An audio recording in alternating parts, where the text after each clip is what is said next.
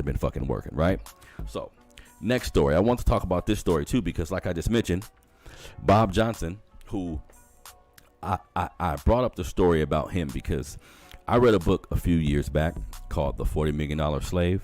And in this book, it kind of talks about how the relationship between athletes and money, the relationship between athletes in the United States of America, like how they've been treated.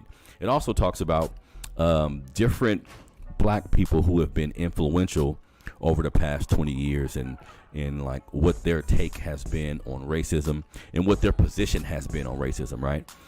I mentioned Michael Jordan a few minutes ago.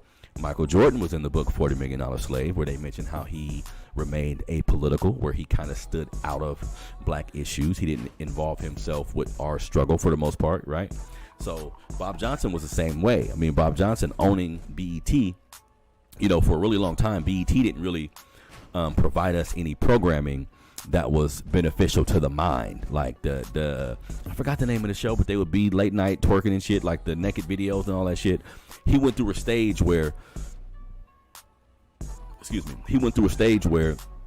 he decided, he consciously decided,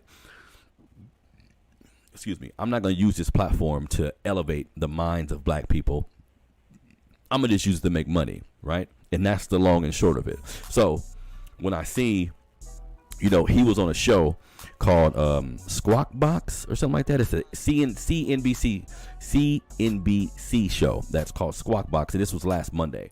And he was basically on this show talking about how he feels black Americans should get $14 trillion in reparations. That's $14 trillion in reparations. And I thought that was interesting because if you follow like different black movements going on in America, there's a group called ADOS, American Descendants of Slaves, who are basically pushing for the same thing, right? I mean, some people don't agree with their ideology in totality. Some people don't agree with some of the quote unquote leaders of that group, or the people who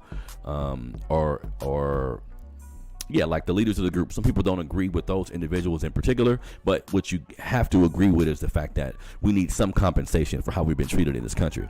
So Bob Johnson, and I think when you have more influential black people get on platforms and talk about this, it can possibly help make some of this a reality, right? Because he's a billionaire himself, right? So he speaks about how we need to get $14 trillion in reparations. He breaks down the wealth gap in America, which is all true. He breaks down how Indians have gotten reparations, Jews have gotten reparations, Asian people have gotten reparations to a degree. Even though when you look at the history of it, some of them got more than others. Some of them was kind of fucked over on how the money was received. But at the end of the day, they got it, right? At the end of the day, this government was able to fork over money to actually get that done. And when people tell me, the country wouldn't be able to afford to give us reparations, where would the money come from? Well, overnight, they were able to give us these stimulus checks. Overnight, they were able to come up with enough money to kind of do that, right? So I think in any case, they can do it for us too. They just don't want to. And I know some people say, and I want to get y'all take on it, like, as a black person in America, knowing everything we've been through, do you think we deserve reparations? Do you think there need to be some form of money given to us, right? It could be either like checks, it could be land, right? It could be money, and like all melanated kids go to college for free, some shit like that, right? So to me, it's like 100 different ways you can give it, but you need to just give it, right? Because I look at I've seen a lot of different interviews and political pundits talking. They make it sound like that would be the worst decision in the world, right? And if you're a white person to me, and you look at the idea of us getting money for our misfortunes, if you look at that as something that shouldn't happen or won't happen, then you're probably a low-key white supremacist yourself. Because there's no way you can look at the people who created everything, the people who fucking built this country, and people tell you that, like, we built the country. That's literal, family. All the systems in place right now were made possible by the money from cotton, right? We're paid possible by the money from rice. Like, this is the real shit. So without the slave labor, the economy that we sit on right now in the United States of America wouldn't even be made possible. So in actuality, we need reparations more so than anyone who's gotten it so far. more so than Asians, more so than Indians, more so than the Jewish people. I mean, they've had their hard go at it, and they've definitely been through things in this country. But when we talk about America, no one has been treated worse than the black American man, woman, and child. No one, right? So at the end of the day, we deserve some goddamn money too. So shout out, man, to the brother Bob Johnson for stepping up, for putting his neck on the line, because you know how America is, family. Sometimes you can speak out about something you don't like or something you think should happen, and after that point you can get blackballed, or after that point they can put you in a situation where your money gets slowed down a little bit, right? So we gotta understand that sometimes we're so quick to expect celebrities or people of influence to step in and speak for us or step in and say something, and that's cool.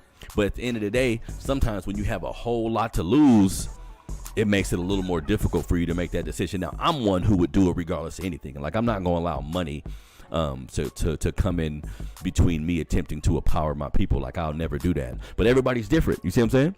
So regardless of if you decide to step up for black people now or you did it in the future, I respect that, because I see a lot of people kind of shitting on Bob Johnson, like, where have you been all this time? You ain't been helping us before. Some people have even referenced how he operated BET and sold it and all these things, right? Look, man, at this point, the brother is coming out saying that he's with us. The brother is coming out saying that he think we should get reparations. And if he keep riding with that, I'm with him, right? We need to figure out a way to unify at all cost. And then whether you come to the party late or early, I'm still rocking with you, right? So shout out to the brother Bob Johnson for, putting that on the table. And hopefully, because of his influence, because of what he's been able to do in this country, the powers that be will take a look. Because I think they're examining